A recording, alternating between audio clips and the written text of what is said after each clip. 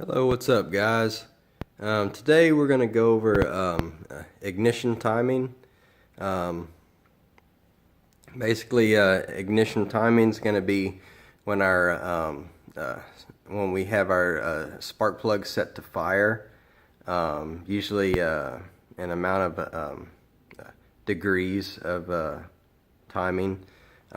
First off, remember this is our cylinder with our pistons in it here.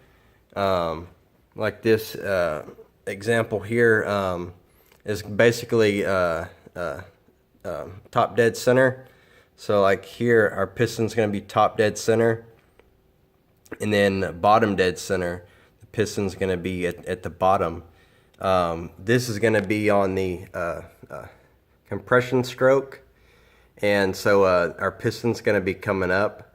And the reason that we want to have our ignition timing set is because it takes a certain amount of time for the air and fuel mixture to actually burn. And what we want to do is we want to ignite the spark and start this air and fuel mixture to burn before the piston gets to top dead center, because it's going to take a certain amount of time for this to burn. And as this begins to burn, and we've reached top dead center and we're starting to come back down, now as this starting to burn and expand, we're actually going to use this expanding gases to help push the piston down, and that's going to give us basically our greatest amount of torque. And that's really why you want the ignition timing set at the optimal timing, is you can get this. So like generally this is going to be before top dead center, and this is going to be after top dead center. So we would want our spark to fire about anywhere around this, and this kind of varies for different engines. This is generally at wide open throttle, anywhere from 20 to about 25 degrees before top dead center is kind of where we want our spark to fire. And then after top dead center, about 10 to 15 degrees after top dead center is where that optimal spot where the piston is right about the top, starting its way down, so we can use that expanding gases to push the piston down. And here's a couple of reasons.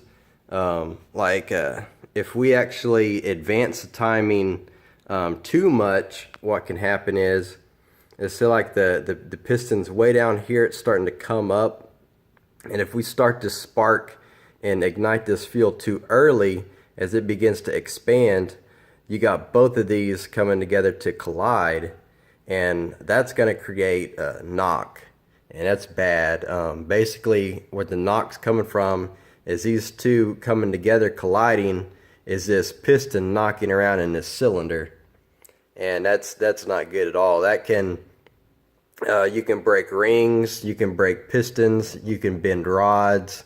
All different kind of bad things can happen with engine knock, and that's generally due to the timing being advanced too far, or the engine too lean, or too low of octane fuel. But generally the newer engines have knock sensors on them. The sensor will actually detect any kind of engine knock, and it's gonna pull timing away from the motor. But when it does that, it's gonna reduce horsepower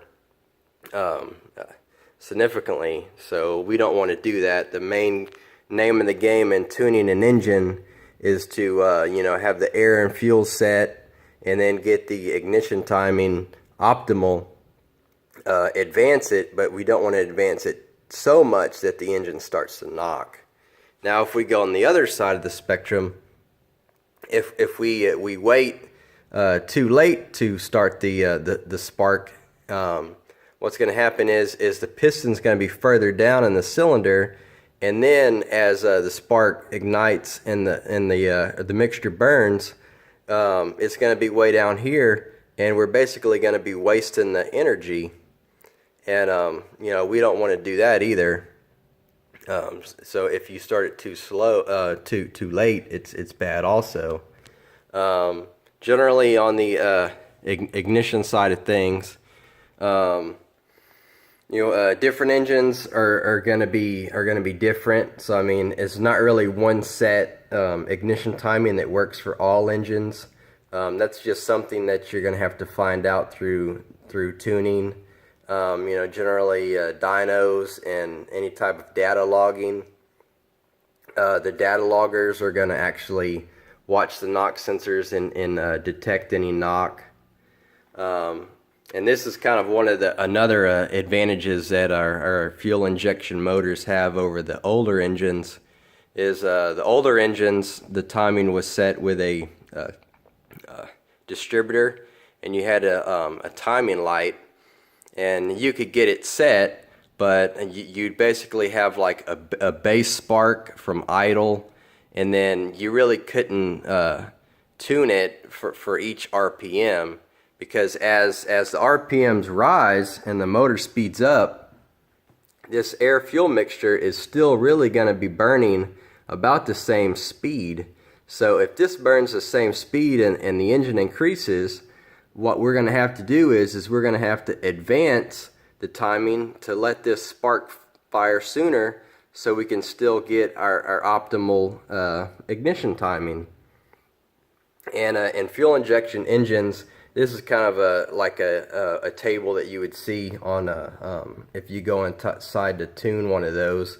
It's kind of like a table that has your RPM, your engine RPM set up across here, going up, and then this is going to be your cylinder air mass, which is really calculated by sensors like your MAP sensor.